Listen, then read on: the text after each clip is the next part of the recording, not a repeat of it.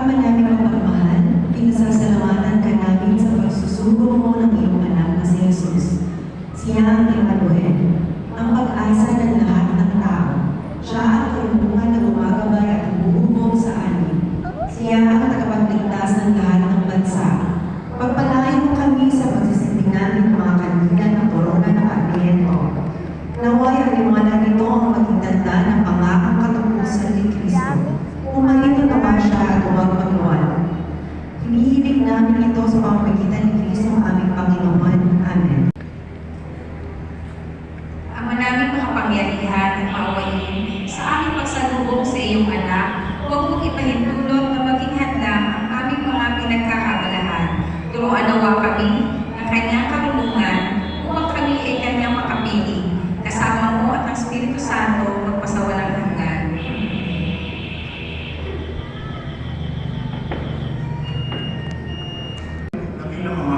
Sa pagtatapos ng panahon ng Adviento, sinisindihan namin itong kandila ng pag-asa, kapayapaan, kagalakan at pag-ibig. Pagkalooban kami ng lakas ng loob na maibahagi ang iyong pagmamahal. Pagmamahal sa buhay at sa sangnilikha. Pagmamahal sa mga makasalanan at mga banal. At pagmamahal sa mga mahihirap at mga inapi. Lubos kaming nagpapasalamat sa lahat ng pagpapalang tinatanggap namin sa pamamagitan ni Kristo, aming Panginoon. Maraming salamat po kay Panginoon ni Mama Isabel at Isabel Resurrection sa kanilang pamilya, kay Binibining Camila at Rhea Mahal at pamilya, kay Ginoo at Dr. Mario at Alice Llamas at pamilya, kay Kapitan Reginald Balima at sa Simonyang Barangay ng San Jose, ganun din sa konsehal ng ating lungsod na si Maria Virginia Gigi Alcacil. Maraming salamat po sa inyo. Umpisahan natin, simulan natin ang ating pagdiriwang sa ngalan ng Ama at ng Anak at ng Espiritu Santo. Sumayin niyo ang Panginoon. Tayo ngayon ay nasa ika-8 araw na. Ika-8 araw na ng ating simbang gabi at kita-kita na dumadami ulit ang mga kakakit. Maniniba natin sa oras nito. At upang tayo ay maging karapat dapat gumanap sa banal na pagdiriwang nito, ating aminin ang ating mga nagawang pagkukulang at pagkakasala sa Diyos na mapagpatawad ng Diyos. Sinubong tagapagpagaling sa mga nagsisisi, Panginoon, kaawaan kami. Panginoon, kaawaan. Dumating na tagapagkanyaya ang mga makasalanan ay magsisi. Kristo, kaawaan kami. Kristo, kaawaan. Nakalugod ka sa kanan ng Diyos Ama para ipamagitan kami, Panginoon, kaawaan kami. Panginoon, kaawaan. Bawat tayo ng makapangyarihan ng Diyos, patawarin ang ating mga kasalanan at patnubayan tayo sa buhay na walang hanggan. Amen. Puri sa Diyos sa kaligtasan.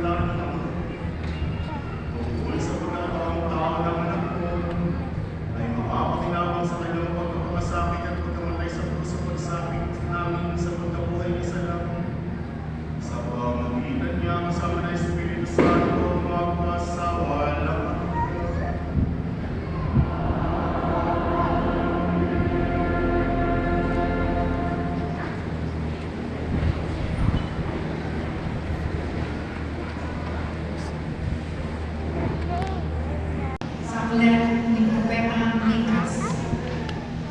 Ito ang sinasabi ng Panginoon, Bethlehem, Ephratah, pagkamat pinagmamaliit ka sa mga angkanin nila, ay sa iyo magmumula ang isang maghahari sa Israel.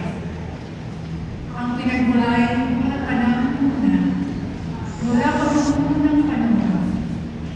Kaya nga, ang bayan ng Panginoon ay ibibigay niya sa kamay ng mga kaaway, ang sanggol ng mga kaaway.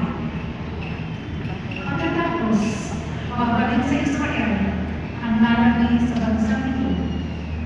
Pagdating ng Haring Labo, pamamahalaan niya ang Israel sa pamamagitan ng kapangyarihan ng Panginoon.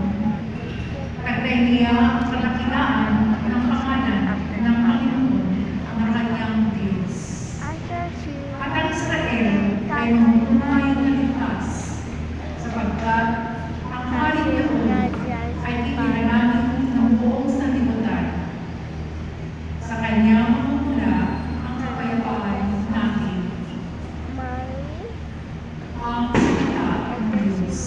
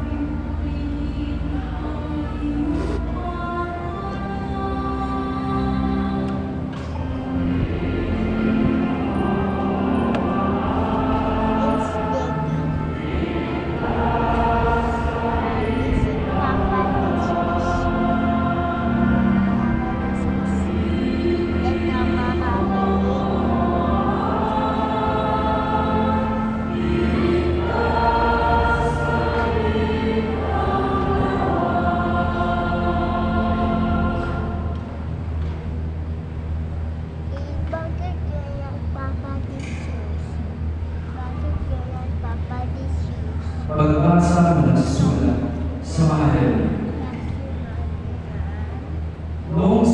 siya'y naamok sa sanlibutan. Sinabi niya sa Diyos, ang mga hain at handog na mga hayop ay hindi mo inig. Kaya tinira mo ang aking katawan upang malighain. Hindi mo pinalagdaan ang mga handog na susunugin at ang mga handog dahil sa kasalanan. Kaya aking sinabi, narito ako, O Diyos, upang tugding ang iyong kalooban ayon sa nasusulat sa kasulatan tungkol sa akin.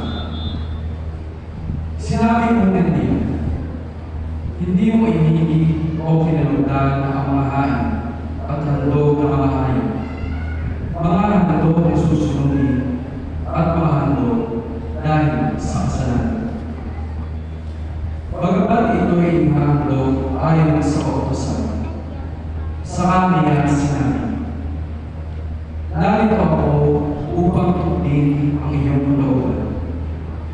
Inalis ng Diyos ang unang handog at pinalitan ng handog ni Kristo. At dahil sa kanyang pagsunod sa kalooban ng Diyos, nilinis tayo ni Jesucristo sa ating mga kasalanan sa pamamagitan ng minsang paghahandog ng kanyang sarili at iyon sa pagkakas. Ang salita ng Diyos.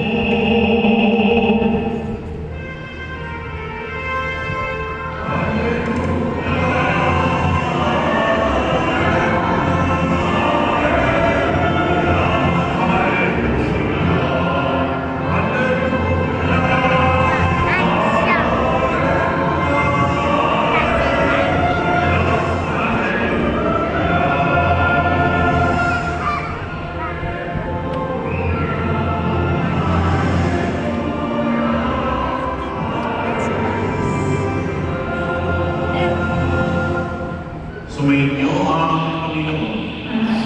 Ang buting balita ng Panginoon ayon kay San Lucas.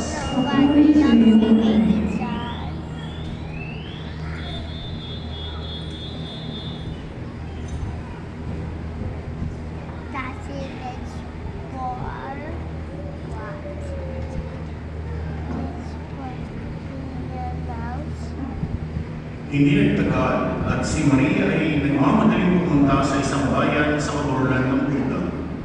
Pagdating sa bahay ni Zacarias, binati niya si Elizabeth. Nang marinig ni Elizabeth ang bati ni Maria, nagkagalaw ang sanggol sa kanyang tiyan. Napuspos ng Espiritu Santo si Elizabeth at buong galak na sinabi, pinagpala ka sa mga babae at pinagpala rin ang dinadala mo sa iyong sinapupunan. Sino ako upang dalawin ang ina ng aking Panginoon? Sapagkat pagkarinig ko ng iyong bati, ay nagkagalaw sa tuwa ang sanggol sa aking tiyan. Mapalad ka, sapagkat nanalig kang matutupad ang ipinasasabi sa iyo ng Panginoon. Ang mabuting balita ng Panginoon.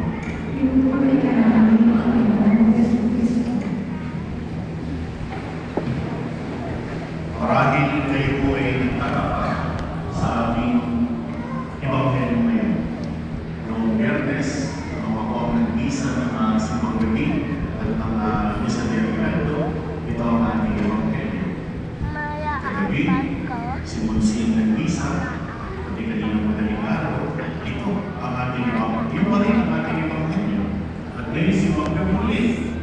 na naman. Ay ito pa rin Ebanghelyo ang ating pinag-uusapan. Dahil po ito sa batas ng liturgia na kung saan ang araw ng pamalimbo, ang mga araw ng linggo sa panahon ng Advento ay mas mataas sa kahit ng mga pagdiriwang na ating gagawin. So, ipinapaliwanag sa atin na ang luminaryo o yung paghahanda natin para sa Pasko ng pagsilang ng ating Panginoon sa Kristo sa pamamagitan ng simbang gabi o misa sa Advento ay mas mababa sa antas ng araw ng linggo. Kaya yung liturgia ng Panglinggo ang ginagamit natin simula pa kagabi kasi nga yung anticipated Mass ng Sunday, hindi ba? Ngayon, dahil wala namang anticipated Mass para sa Lunes, ay yung liturgy na pang Sunday of Advent ang gamit natin. At ito nga yung magbasa pa rin na ating pagninyayan. Pero huwag po kayong mag-alala, hindi po ibig ang aking homily ngayong gabi. Hindi ko po ulitin yung sinabi ko noong Biyernes. Ano po? At kung mapapansin natin sa aking pagpapatuloy na ating pagdiriwang, makikita natin na tunay na malapit na ang Pasko. Paano natin nasabi? Yung mga pagkakaroon natin sa mga bahay na pinag-ulita, hindi ba yung ating mga Christmas lights, yung ating mga parol, yung ating simbang gabi, ang ginagawa ito, panggalo, hindi ba? At yung amoy ng tutulong at bilinda ay talaga namang hindi ko alam kung nakakatabang o nakakatumay. Ganun pa man, ang lahat ng bagay nito ay nagdudulot ng kagalakan sa ating mga puso. Hindi ba? At bakit natin pinag-uusapan itong nagpapatuloy yung pag-uusap natin tungkol sa kagalakan? Kasi nga, yung dalawang babae sa ating Ebanghelyo, si Maria at si Elizabeth, ay labis ang kagalakan sa kanilang puso. Si Elizabeth, yung kagalakan niya bukod doon sa kanyang hindi inaasahang pagbubuntis, ay ang biglang pagbisita ang mahal din sa kanya. At ang mahal din Maria, ang kanyang kagalakan sa puso ay yung kanyang pagsang-ayon doon sa sinabi ng anghel na siya ay magdadalang tao at ang kanyang dadalhin sa sinapupunan ay walang iba kung hindi ang bugtong na anak ng Diyos, ang tagapagligtas ng sanlibutan. Kaya nga makikita natin na ang mga kagalakan ito ang nagdulot sa kanilang dalawa at maging kung sa mga sagot sa kanilang sinapupunan na ipagdiwang ang kagandahang loob ng Diyos hindi lamang para sa kanila, kung hindi para sa sangkatauhan. Sabi nga po ni Jack Piles, the greatest blessing in the world is being a blessing. Kaya kung ikaw ay ginagawa mo ang iyong sarili na maging pagpapala para sa ating kapwa, ikaw na mismo ang pinakamagandang pagbinaya ng Diyos sa mundo. Kung noong Biyernes, ang pinag-usapan natin ay kung paano tayo magiging inspirasyon ng ating kapwa para sila ay makapagdulot din ng inspirasyon sa iba pa nating kapwa. Ngayon, simple na lamang natin ang pamigilin natin. Paano ka magdudulot ng kagalakan sa ating kapwa? Unang bagay, natandaan natin, you should smile at others. Ang pagngiti ay nakakahawa. Kaya nga, marami nagsasabi sa atin na mas madali ang ngumiti kaysa sumimangon. Kaya tingnan ninyo yung katabi ninyo. Nakangiti mo ba siya? Itaas ang kamay ng mga nakangiti ang katabi.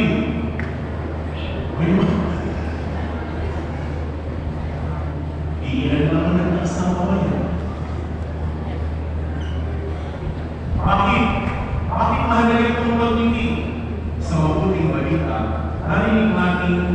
nagkagalaw sa tuwa ang sanggol sa pagbati pa lamang ng mahal na Birhen. Hindi mo ba, nasabi ko na noong Biyernes, na wala namang nagsabi kay Elizabeth, nabuntis niya si Maria, at si Maria ay nagdadalang tao, dalang ng Espiritu Santo at ang kanyang tangan sa sinapupunan ay ang anak ng kataas-taasan. Walang nagpahayag ng gano'n kay Elizabeth. Sino ang nagpahayag ng bagay na ito kay Elizabeth? Hindi si San Juan.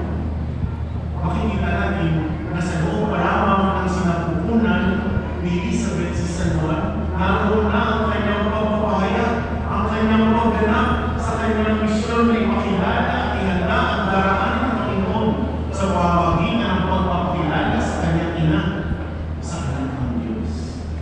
Kaya nga, sabi ni Elizabeth sa kanya, pinagpala ka sa mga babae at pinagpala rin ang dinadala mo sa iyong sinapupunan.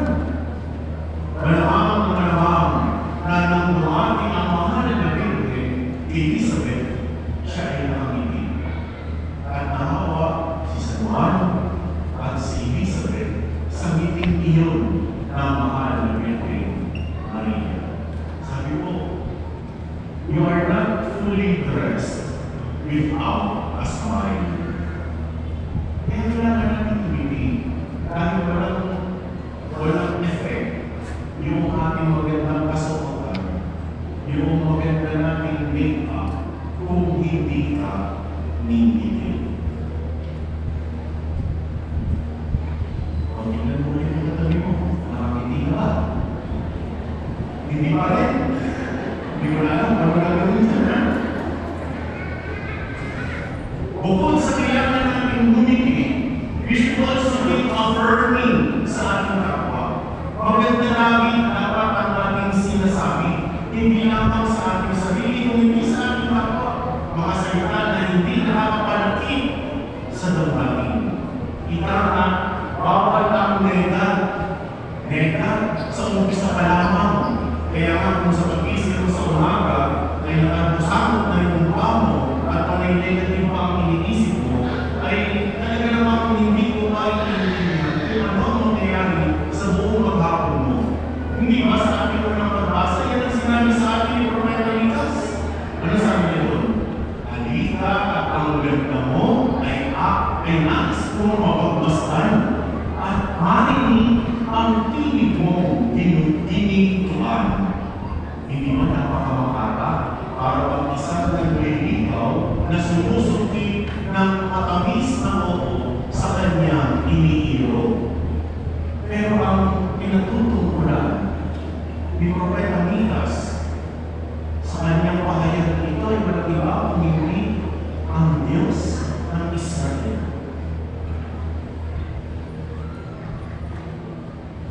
The beauty, the voice, ay walang ibang ninanais na makita at marinig ang propeta kung hindi ang Diyos. Wala siyang ibang gusto magmasdan kung hindi ang ganda ng Diyos at wala siyang ibang marinig at sundin kung hindi ang tinig ng Diyos. Sabi pa ni Muhammad Ali, it is the repetition of affirmations that leads to belief, and once that belief becomes a deep conviction, things begin to happen. Hindi kami sinasabi tayong term na yun sa panahon natin ngayon, yung mga i-manifest mo, manifesting. Hindi ba? Manifesting. Manifesting. Yun ang laging i-manifest. Upang sa ngayon, sa paulit-ulit na affirmations nito sa ating sarili, ayun ang mangyayari sa atin. Hindi ba? Kapag sabi ka lang sa sarili mo, ang pangit ko, ang pangit ko, ang pangit ko, eto yung tsura mo.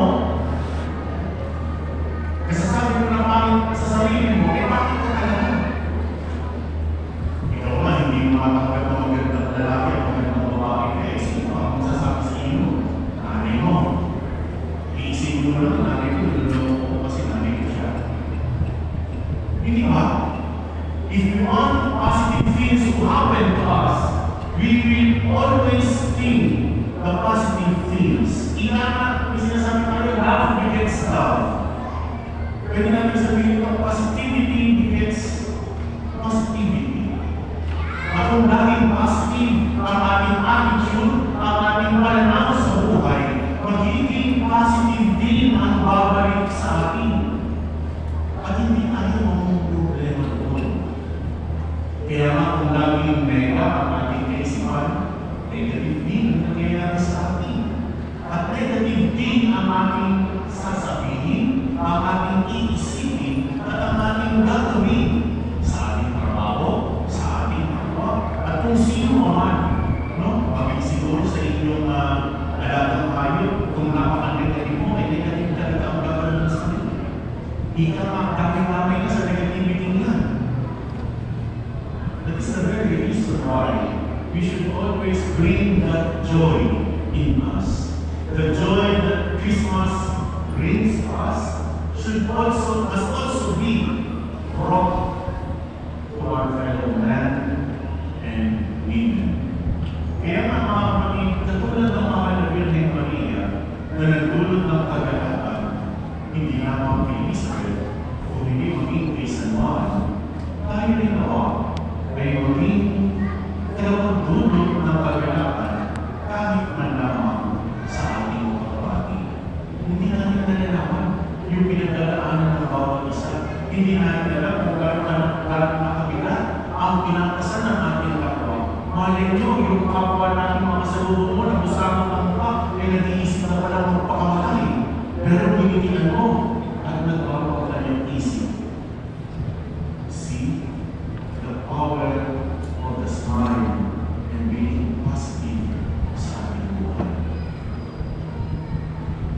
We could let other people see the goodness, the beauty in the life. Kaya nga, yung community, yung ating pagiging affirmative sa ating kapwa, ay isang maliit na bagay na magagawa natin bilang ating pagbilito sa ating kapwa. Sabi ko, no joy can equal the joy serving others. At itong paglilingkod na ito ay hindi lamang nagdudulot ng kagalakan sa iyo. This also brings joy to us sa ating sarili. Dahil yung paglilingkod na ating ginagawa ay alam natin isang gawain na dapat natin ipagpapagawa. Ika nga, small wins brings great joy to our hearts. Sa pinigrin ni John Greenleaf Whittier, the joy that you give others is the joy that comes back to you. Yung joy, hindi mo mapugas na tao, ha? Yung joy, yung kagalakan na ipinaabot, iniaabot, ipaabot natin sa ating kapwa, ay siya rin kagalakan na makakagad natin mula sa kanya. Kaya nga mga kapatid, ngayong linggo ito at ikawalong gabi ng ating simbang gabi, sinasabi sa atin ng ating Panginoong Jesucristo, umagi ka ng may kagalakan. At may payag ang ating pananampalataya. Sumasampalataya ako sa Diyos na magaling sa may iwanan ng langit. Sumasampalataya ako kay Jesucristo. Isa ka ng Diyos, Panginoon natin. Nagkatawag siya ng Espiritu Santo. Pinanganak sa Santa Maria Virgen. Pinagpakasakit mo siya Pilato. Pinako sa krus na matay. Pinako kinaroroonan ng mga yumaw. Nang may katong araw, buhay ng muli. Kaya sa langit, nalunglok sa kanan ng Diyos amang makapangyarihan sa lahat. Doon magmumulat ng ligtong tukukom sa mga nabuhay at nakamatay na tao. Sumasampalataya naman ako sa Diyos Espiritu Santo, sa banal na simbahang Katolika, sa samahan ng mga banal, sa kapatawaran ng mga kasalanan, sa pagbubuhay ng muli ng mga tayo na tao, at sa buhay ng walang hanggan. Amen. Kami ay dumadalangin ngayon sa iyo, Ama, at tulad ni Maria at Elizabeth. buong ganap at kababaang loob naman namin tanggapin ang manuno sa aming puso at kalooban. Amatingin mo ang iyong bayan. Amatingin mo ang iyong bayan. Ibahagi nawa ng simbahan ang mga Diyos na dalang sa sangkatauhan sa mga nagdadalang hati, may sakit, matatanda at mga may kapansanan. Manalangin tayo. Amatingin mo ang iyong bayan. Maging laging bulat nawa ang mga pinuno ng bayan sa pangangailangan ng lahat tungo sa mga tarungan at mapagmalasakit na pamahalaan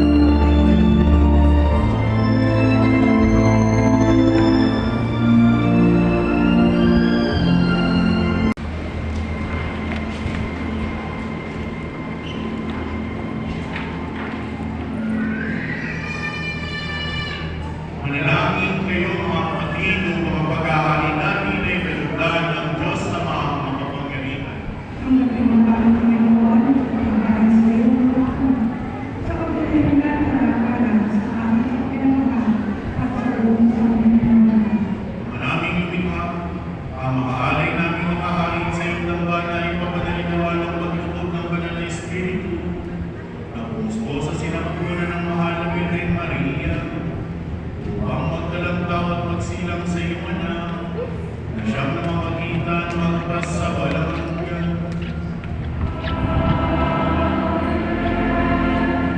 Sumainyo ako, Panginoon, Sumainyo taas sa Diyos ang inyong puso at diwa. Inasa namin sa Panginoon. Pasalamatan natin ang Panginoong ating Diyos. Marapat na siya yung salamat. Maraming makapangyarihan tuwing ang marapat na ikaw ay aming pasalamatan. Ang pagsusugo mo sa Kanya ay pinahayag ng lahat ng mga propeta. Ang pagsilang niya ay pinanagtan ng mahalapit ang kanyang inangtunay sa kapangyarihan ng Espiritu Banal. Ang pagdating niya ay inilahat isang magbautista sa kanyang pagbibinyag. Ngayong pinaghahandaan namin ang maligayang araw ng kanyang pagsilang, kami ay nananabing at nananalangin lubos na makaharap sa kanyang kadakilaan. Kaya kaysa ng mga anghel na nagsisiyapit ng papuri sa iyo nang walang humpay sa kalangitan, kami nagbubunyi sa iyo kadakilaan.